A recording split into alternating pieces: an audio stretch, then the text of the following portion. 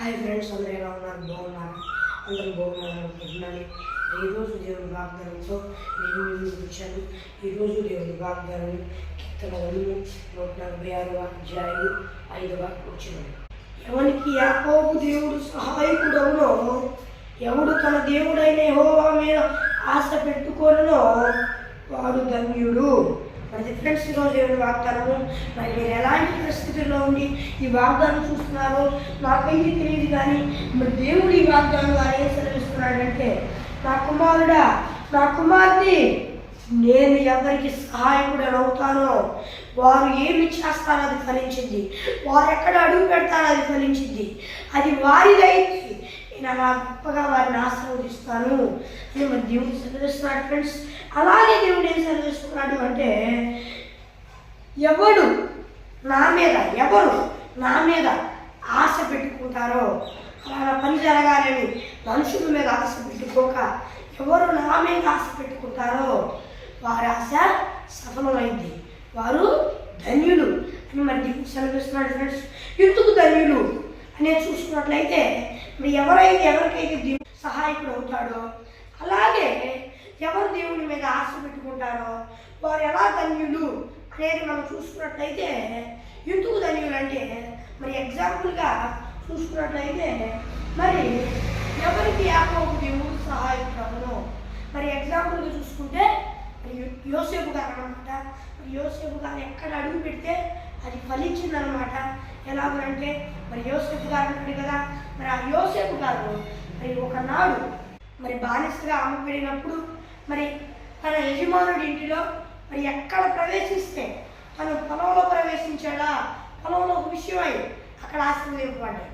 అలాగే ఇంటిలో విచారణకర్తగా నియమింపబడినప్పుడు మరి అలా ఇంటిని అంతటిని దేవుడు ఆశీర్వదించాడు. ఎవరి నిమిత్తం? యోసేపు నిమిత్తం పోతీఫర్ ఇంటి మొత్తాన్ని దేవుడు ఆశీర్వదించాడు అనమాట. మరి అలా దేవుడు అద్భుతమైన కృపని యోసేపు గారిని చూపించాడు. మరి అలాగే మరి చెరసాలలో వేయబడినప్పుడు కూడా తను ఏ పని అయితే చేపించాడో మరి అక్కడ ఉన్న ఖైదీల చేత అది అల్లా సఫలమైందనమాట. అలా దేవుడు ఆశీర్వదించాడు అనమాట. ఈ 2 సార్లు మనం చూసుకున్నట్లయితే దేవుడు యోసేపు గారిని ఎక్కడికి వెళ్ళినా ఏం చేసినా ఆశీర్వదించాడు అనమాట. ఎందుకో తెలుసా? యోసేపు గారికి సహాయకుడై ఉన్నాడు. అలాగే మనం చూసుకున్నట్లయితే మరి ఎవరు దేవుని మీద ఆశ పెట్టుకుంటే అది సఫలమైంది అని చూసుకుంటే మరి యోసేపు గారు అన్నమాట. చిన్ననాటి నుండి పాపాన్ని ఎంతగానో అసహించుకొని మరి దేవునికి ఇష్టానుసారంగా బ్రతుకుతూ దేవుడి మీదే ఆశ పెట్టుకున్నాడు.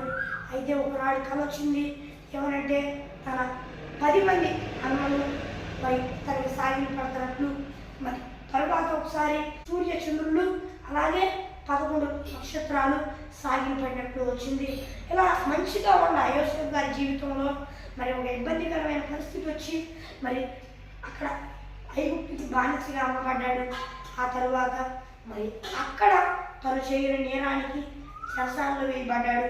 అప్పుడు కూడా దేవుడి మీద ఆశ పెట్టుకోవడం వల్ల జరిగింది, కానీ అదే వీలైంది. చూడండి ఎట్లానో. మరి అప్పుడు చెరసాలలో వేయబడ్డాడు. చెరసాలలో వేయబడినప్పుడు మరి అక్కడ కూడా కొన్ని కష్టాలు ఎదురైనాయి. అప్పుడు మరి మరి ఆ చెరసాలలో ఎదురైనాయి. మరి ఆ సమయాన మరి ఫరో ఉద్యోగస్తులు 2 చెరసాలలో వేయబడ్డాడు. వాళ్ళు కలలు కన్నారు. ఆ కళలకి భావాలు యోసేపు గారు చెప్పాడు, అది నెరవేరింది అనమాట. అయితే మంచి జరుగుద్ది అని చెప్పిన పానదాయకుడి విషయంలో మరి నీకు మేలు కలిగినప్పుడు నన్ను జ్ఞాపకం చేసుకో, కరుణతో దయ చూపించు, నా మీద ప్లీజ్ అని బతిమలాడుకున్నాడు. పాపం యోసేపు బతిమలాడుకొని, కాదు నీకు మేలు కలిగినప్పుడు ఫరోతో మాట్లాడి నన్ను విడిపించు, నేను హెబ్రీయుల దేశంలో అండి దొంగలేమపడ్డాను అని చెప్పాడు పాపం యోసేపు.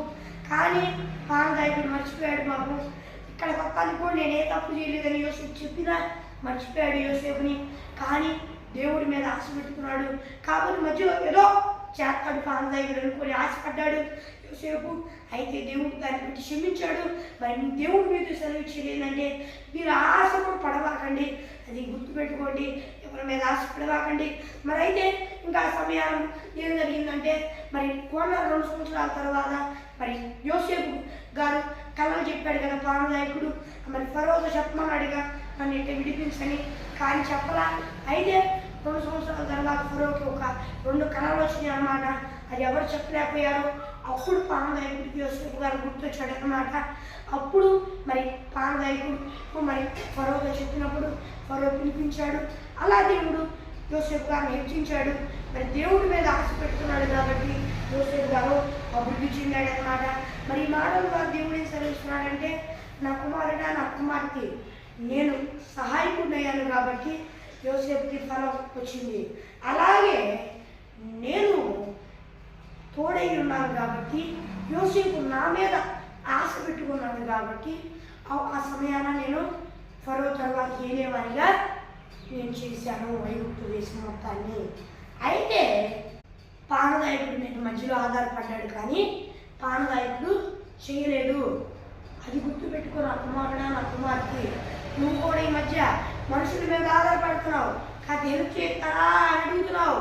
అడగవాక నా మీద ఆశ పెట్టుకో, లేకపోతే పానగాయకుడి పరిస్థితి అయిపోయింది నీది. పానగాయకుడితో చెప్పాడు యోసేపు కానీ పని అలా అటుండికి నీ పరిస్థితి జాగ్రత్త, నా కుమారుడా, నా కుమార్తె అని మరి దేవుడు సెలవిస్తున్నాడు. ఫ్రెండ్స్, మరి మీరు వేరే వాళ్ళ మీద ఆశలు పెట్టుకోవాలండి, దేవుడి మీద ఆశలు పెట్టుకోండి. ఆయన మీ జీవితాన్ని మధురమైన దానిగా చేస్తాడు. దేవుడు మీ జీవితంలో గొప్ప కార్యాలు చేస్తాడు. దేవుడి మాటలు ఆశీర్వదించుగాక. ఆమె ప్రైజ్ ది లార్డ్. చిన్న ప్రార్థన చేసుకున్నాం. పరలోకమున్న దేవా, ఈ వాగ్దానం ద్వారా నీ బిడ్డలతో సూటిగా మాట్లాడినందుకు నీకు వేలాది కోట్ల స్తుతులు స్తోత్రాలు. మరి దేవా, ఎడిటింగ్ అప్లోడింగ్ కూడా త్వరగా కావాలి, నువ్వే సహాయం చేయి. నీ బిడ్డలతో సూటిగా మాట్లాడినందుకు వేలాది కోట్ల స్తుతులు స్తోత్రాలు నేను చెల్లిస్తూ ఉన్నాను. యేసయ్యా, ఈ భూలోకంలో ఉన్న వారందరూ, ఈ వాగ్దానం చూస్తున్న వారందరూ నేను నమ్ముకుని వారు మనసులో పశ్చాత్తాపం పొందుకొని బాప్తిస్మం తీసుకుని రక్షణ పొందుకొని నీ ఆత్మను పొందుకొని నీ ఆత్మ అభిషేకం పొందుకోవడానికి అద్భుతమైన కృపని భాగ్యాన్ని చూపించు నీ బిడ్డలకి. అందరూ రక్షణ పొందాలి, అందరూ నీ ఆత్మ పొందుకొని నీ ఆత్మ అభిషేకం పొందాలి, నీ రాజ్య వారసులు అవ్వాలయ్యా. యేసయ్య నామం పేరు అడుగుతున్నాను, నా వివరణ మందు నాకు ఉంటాను. మళ్ళీ ఫ్రెండ్స్, ఈరోజు దేవుని వాగ్దానం మరి మీరు ప్రార్థన అవసరం వరకు కనిపిస్తున్న +91 630 596 0099 నేను నెంబర్ కాల్ చేయండి. మరియు ఒకసారి ఇంగ్లీష్ చెప్తాను. +91 6305 960089 అనే నెంబర్ కాల్ చేయండి. మరి దేవుని వాగ్దానం మరి చూద్దాం. దేవుని కృపా ఆశీస్సులు అందరికీ తోడై నడిపించుగాక. ఆమేన్.